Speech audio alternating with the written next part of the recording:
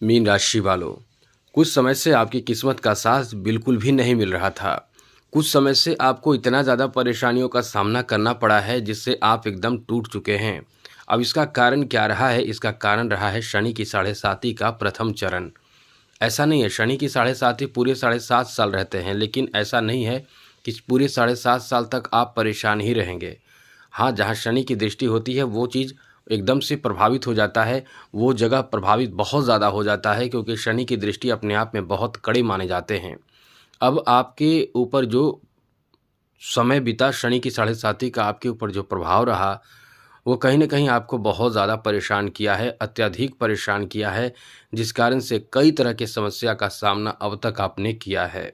जैसे हमने कई बार आपको बताया भी है कि आपके ऊपर जो शनि की साढ़े साती का प्रथम चरण रहा है, वो लगभग समझ लें कि आपके आर्थिक स्थिति को बहुत ज़्यादा कमज़ोर किया है, आपको आर्थिक रूप से बहुत ज़्यादा परेशान किया है। केवल आर्थिक रूप से ही नहीं, आपके स्वास्थ्य को भी बहुत ज़्यादा ही प्रभावित किया है शनि की साढ़े साती का प्रथम चरण।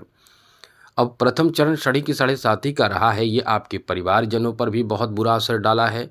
परिवार में भी बहुत ज़्यादा परेशानी आपने झेला है, परिवार की तरफ से भी आपने बहुत ज़्यादा सुना है, बहुत ज़्यादा आपने सहा है, बहुत ज़्यादा आपने अपने परिवार में झगड़े विवाद देखा है। स्वास्थ्य को लेकर भी आपका बहुत ज़्यादा ख़राब स्थिति रही है। और साथ ही साथ वर्ष 2024 तो हम कह सकते हैं बहुत ज़्यादा खतरनाक रहा है, क्योंकि वर्ष 2024 का जो समय रहा है उस समय आप अपने आर्थिक स्थिति को लेकर परेशान तो रहे ही हैं, साथ ही साथ आपके स्वास्थ्य को लेकर और किस्मत भी आपका साथ किसी अच्छे कार्य में नहीं दिया है। कार्य बनते बनते रह गया, या फिर आपको बहुत ज़्यादा संघर्ष करना पड़ा है, और यहाँ तक कि संघर्ष के बावजूद भी काम आपका नहीं बना है। क्योंकि शनि की साढ़े साती का प्रथम जो चरण है, ये शनि की साढ़े साती के लिए, शनि की साढ़े साती का ये आपके ऊपर प्रभाव जो पड़ा है वो कई निगेटिव प्रभाव से आपने ग्रसित रहा है। सबसे पहले तो ऐसा नहीं है, एक बात बता दें कि हमेशा ही समय खराब रहता है, समय बदलता है। अभी जो शनि आपके द्वादश भाव में मौजूद थे, क्योंकि जब शनि की साढ़े साती प्रारंभ होती है तो शनि द्वादश भाव में रहते हैं, तब जाकर शनि की साढ़े साती प्रारंभ होती है, यहीं से प्रारंभ होती है। फिर शनि आपके राशि में आते हैं, फिर आपके द्वितीय भाव में आते हैं, और द्वितीय भाव से शनि जब जाते हैं, यानी 7.5 साल जब पूरा कर लेते हैं, तो शनि की साढ़े साती समाप्त हो जाती है। लेकिन ऐसे समय में पूरे शनि की साढ़े साती में आपने ये महसूस भी किया होगा, और आगे आपको करना होगा। आपने क्या किया होगा महसूस? ये महसूस किया होगा कि आपके जो अपने लोग हैं आपको साथ देना कम कर देते हैं। बुरे वक्त में जो साथ देता है वही अपना है, जो बुरे वक्त में साथ नहीं देता है, बुरे वक्त में छोड़ देता है, अच्छे वक्त में साथ आता है, वो आपका अपना एकदम अपना नहीं है। और मित्रों, शनि की साढ़े साती ये आपको एहसास करा देता है कि जो लोग आपको कह रहे थे कि हम आपके बहुत अपने हैं, मतलब जो आपको दिखा रहे थे कि बहुत अपने हैं, चाहे वो कोई भी हो, क्योंकि मीन राशि के लोग तो दिल के इतने अच्छे होते हैं कि जिससे जुड़ते हैं उसके साथ सुख और दुख दोनों में साथ देते हैं।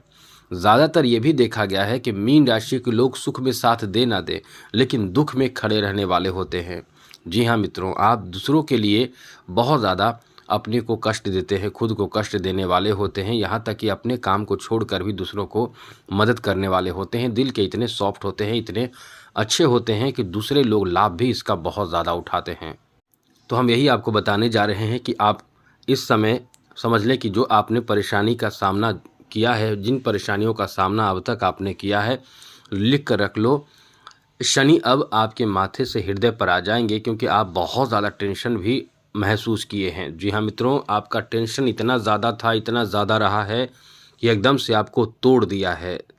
मन में, चित्त में तो परेशानी चल रही होगी, लेकिन कहीं ना कहीं आप दूसरों को सामने हंसकर, खुश होकर सामने आते होंगे, ऐसी स्थिति बनी हुई होगी। एकदम से टेंशन का माहौल बना हुआ होगा, अचानक से बहुत ज़्यादा परेशानी आना, अचानक से टेंशन आना, अचानक से कोई बहुत नुकसान जैसी बात होना, ये सब आपको परेशान करके रखा था। लेकिन अब आपको चिंता ज़्यादा करने की ज़रूरत नहीं है। अब आपके लिए स्थिति बदलेगी, और जब हृदय पर आएंगे शनि, तो जो परेशानी आपने झेला है वो तो कम से कम समाप्त हो जाएगा। जैसा हमने बताया, अब आपकी परेशानी रहेगी, ऐसी बात नहीं है कि परेशानी नहीं रहेगी, लेकिन ये जो समय आपका जाएगा, उससे समझ लें कि वो आपके लिए वरदान साबित होगा। हम आपको बता देते हैं शनि की साढ़े साती का दूसरा चरण क्या नुकसान करेगा और शनि की साढ़े साती का प्रथम चरण समाप्त होने से लाभ कहाँ मिलेगा। मित्रों, शनि की साढ़े साती का प्रथम चरण समाप्त होने से आपके आर्थिक स्थिति बहुत ही अच्छे होने लगेंगे। पैसे को लेकर जो चिंता आपकी चल रही थी, धन को लेकर जो चिंता आपकी चल रही थी, धन वृद्धि का योग बनेगा। क्योंकि जो रुका हुआ चीज़ था, जो आपका बन नहीं रहा था काम, अब वो काम आपका बनेगा। धन आ नहीं रहा था, अब वो धन आएगा। पैसे आ नहीं रहे थे, वो पैसे अब आएंगे। अब आपके पैसे आएंगे, अब आपके धन में वृद्धि होंगे और आप अपने मेहनत से बहुत कुछ प्राप्त करना शुरू कर देंगे। आपके अंदर कॉन्फिडेंस बढ़ जाएगा।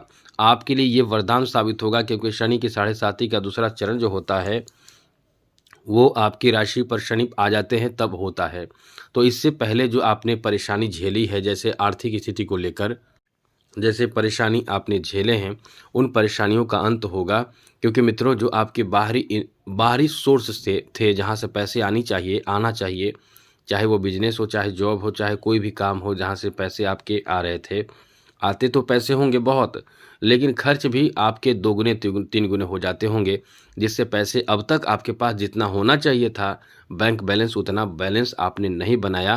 क्योंकि कहीं न कहीं आपके स्वास्थ्य, घर के कोई सदस्य का स्वास्थ्य, घर में कोई परेशानी, तकलीफ़ और भी कई तरह के परेशानी जो आपने झेला है, उसमें पैसे आपके बेकार के खर्च भी हुए होंगे।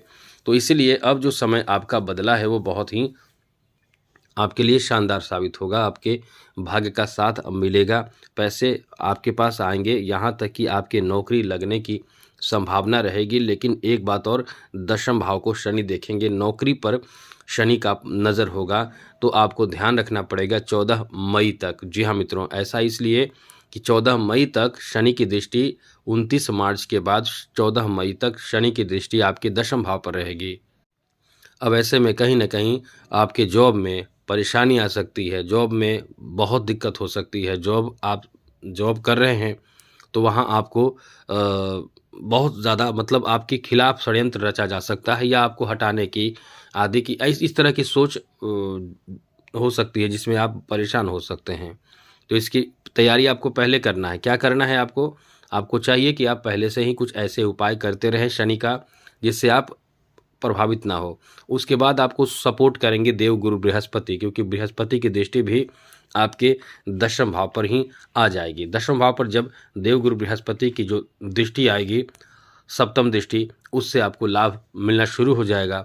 लेकिन फिर भी जब तक शनि की साढ़े साती का दूसरा चरण रहेगा, आपके दशम भाव पर ही शनि की दृष्टि रहेगी। तो इसके लिए आपको कोई ना कोई उपाय अपना लेना चाहिए, जैसा हमने बहुत बार बताया है आपको। क्योंकि जॉब, धन, पैसा अपने आप में बहुत ज़रूरी चीज़ होता है। मतलब समझ लें कि कितना ज़रूरी चीज़ होता है वो आप खुद समझते होंगे। तो कोई उपाय आप ज़रूर कर लीजिएगा या करते रहें। अब एक बात तो और बताएंगे, वीडियो पूरा देखिए तो उपाय बताएंगे आपको, बहुत ज़रूरी उपाय आपको बताएंगे। आगे बात करें तो आपको बता दें कि ये जो दूसरा चरण शुरू होगा, उसमें स्वास्थ्य तो आपका ठीक होगा। स्वास्थ्य को लेकर परेशानी आपकी दूर हो जाएगी। ये आपके लिए बहुत बड़ा वरदान है, क्योंकि सबसे ज़्यादा ज़रूरी चीज़ है आपका स्वास्थ्य। आपका स्वास्थ्य खराब है तो समझ लें कि बहुत नुकसान है। स्वास्थ्य अच्छा है तो बहुत अच्छा है।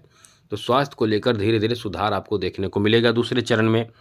लेकिन आपके जो, हाँ, किस्मत भी साथ आपको देगा, काम करेंगे लाभ मिलेगा।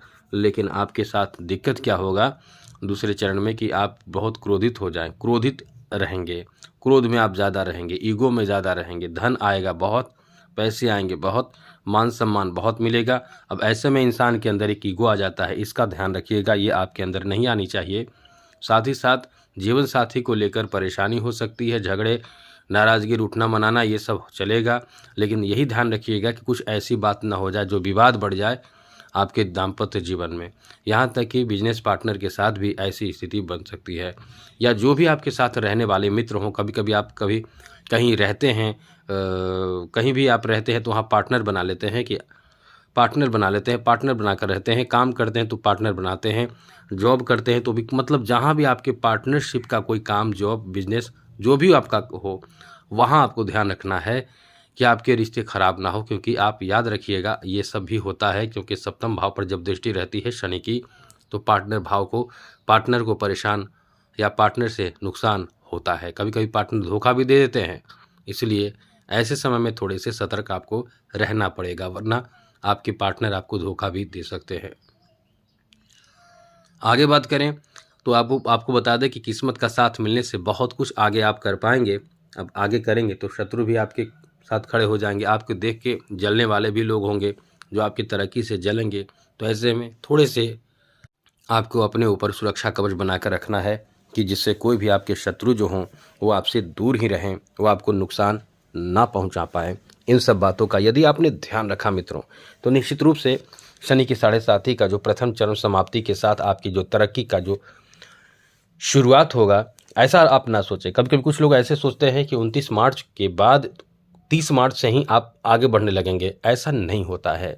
ऐसा इसलिए नहीं होता है क्योंकि जब भी कोई ग्रह 5 से 6 डिग्री के बीच में होते हैं तब वो बच्चे रूप में होते हैं, क्योंकि धीरे धीरे 0 डिग्री हो जाएगी, उसके बाद फिर 1 2 3 4 5 डिग्री तक बढ़ते बढ़ते समय लगेगा। तब तक आप ये ना समझें कि 0 डिग्री हो जाए या 29 मार्च के बाद 30 मार्च से ही हमारी तरक्की शुरू हो जाएगी। 30 मार्च से आपको जो नुकसान हुआ था उसमें राहत मिलना शुरू हो जाएगा 29 मार्च के बाद। लेकिन जो 30 मार्च के बाद ऐसा नहीं होगा कि 30 मार्च से ही आपके दाम्पत्य जीवन प्रभावित होगा, नौकरी चली जाएगी। ये सब तुरंत नहीं होता है, थोड़े थोड़े समय लगते हैं। लेकिन अब आपको उपाय बताते हैं कि इसके लिए आपको करना क्या चाहिए। नोट कीजिएगा। उपाय के रूप में एक बात कहेंगे कि पूरे वर्ष में 1 या 2 बार रुद्राभिषेक जरूर करवा लें। यदि आपके पास पैसे हो तो रुद्राभिषेक जरूर करवा लें, और यदि संभव हो तो ब्राह्मण को बुलाकर, जब भी शनि जयंती हो उस पर आप ब्राह्मण को बुलाकर, शनि जयंती हो या फिर कोई शुभ मुहूर्त हो तो रुद्राभिषेक करवाएं, या फिर शनि जयंती पर शनि शांति उपाय पाठ पूजा करवा लें, शनि शांति का पाठ करवा लें। इससे बहुत राहत मिलेगा। और आप पीपल के वृक्ष में जल दे रहे हैं तो आप जल देते रहिए, ये सबसे ज़्यादा अच्छा माना जाता है। बाकी तो और भी चीज़ है जो अच्छा माना जाता है, लेकिन पीपल के वृक्ष में जल देना, थोड़ा सा काला तिल और गुड़ मिलाकर, ये बहुत अच्छा माना जाता है। इससे न केवल शनि पीड़ा से शांति मिलती है, बल्कि शनि बहुत प्रसन्न होते हैं और भगवान श्री हरि विष्णु प्रसन्न होते हैं। बाकी अन्य सारे ग्रह यानी समझ ले कि 33 कोटि के देवता इससे प्रसन्न होते हैं। तो आपको क्या नुकसान होगा, आप समझ सकते हैं। बहुत राहत देता है। बाकी और भी कई तरह के उपाय हैं जो आप जानते भी होंगे, क्योंकि शनि की 7.5 से जब आप गुजर रहे हैं तो निश्चित रूप से बहुत कुछ आप जानते होंगे। जैसे आप 14 मुखी रुद्राक्ष भी शनिवार के दिन पूजा पाठ करके धारण कर सकते हैं। जो धतुरा होता है जो शिवजी पर चढ़ता है उसे भी आप धारण कर सकते हैं। ये भी आपको बहुत लाभ करेगा। धतुरा धारण करने के लिए आपको धतुरा का जड़ आपको धारण करना है। जड़ को ले आइए शुक्रवार को, और शनिवार को पूजा पाठ करने के बाद काले कपड़े में बांधकर धारण कर सकते हैं। साथ ही साथ शनिवार के दिन उपवास रखिए। उपवास में आप फल वगैरह खा सकते हैं, लेकिन शनि के आराधना शाम के समय जरूर करें, ध्यान करें और धूप दीप दिखाकर आराधना करें। शनि का मंत्र पढ़ें। ओम प्राम प्रीम प्रम शनिश्चराय नमः, ओम शम शनिश्चराय नमः। बहुत तरह के मंत्र होते हैं, वो पढ़ें। दशरथ कृत शनि स्तोत्र का पाठ करने वालों पर शनि की कोई भी निगेटिव प्रभाव नहीं पड़ेगा। ऐसा खुद शनिदेव ने दशरथ जी से कहा था कि दशरथ कृत, जो दशरथ जी द्वारा निर्मित किया हुआ बनाया हुआ दशरथ कृत शनि स्तोत्र का पाठ करने वालों पर शनि का कभी बुरा प्रभाव नहीं पड़ता है। तो प्रत्येक शनिवार को थोड़ा समय निकालकर यह पाठ कर सकते हैं। शनि अष्टक का पाठ कर सकते हैं। जितना पाठ बन सके कर सकते हैं तो करें जरूर।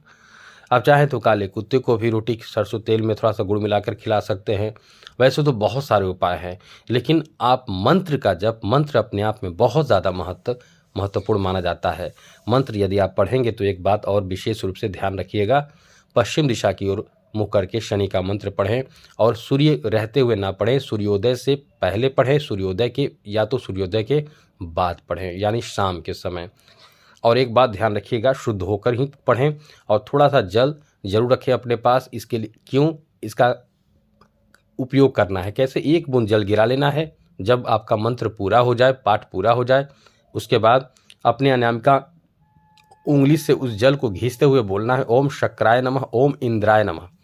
उसके बाद उसी जल को घींचते घींचते अपने दोनों भौहें के बीच में, दोनों ऐब्रो के बीच में, भौं के बीच में मस्तक पर तिलक लगा लेना है बस। इससे क्या होगा कि जो आपने मंत्र का जाप किया है वो सारे पुण्य आपको मिल जाएंगे, वरना इंद्र लोक चला जाता है, ऐसा इंद्र को वरदान है। और एक काम और कर लीजिएगा, चैनल को सब्सक्राइब रखिएगा, तो जब भी शुभ स्थिति बनेंगे हम आपको बता देंगे कि कब आपको क्या करना है, इसलिए चैनल को सब्सक्राइब रखिएगा ज़रूर। आपका समय बेहतर हो, मंगलमय हो, खुशियों के साथ बीते। इसी के साथ जय माता दी, राधे कृष्णा, ओम नमः शिवाय।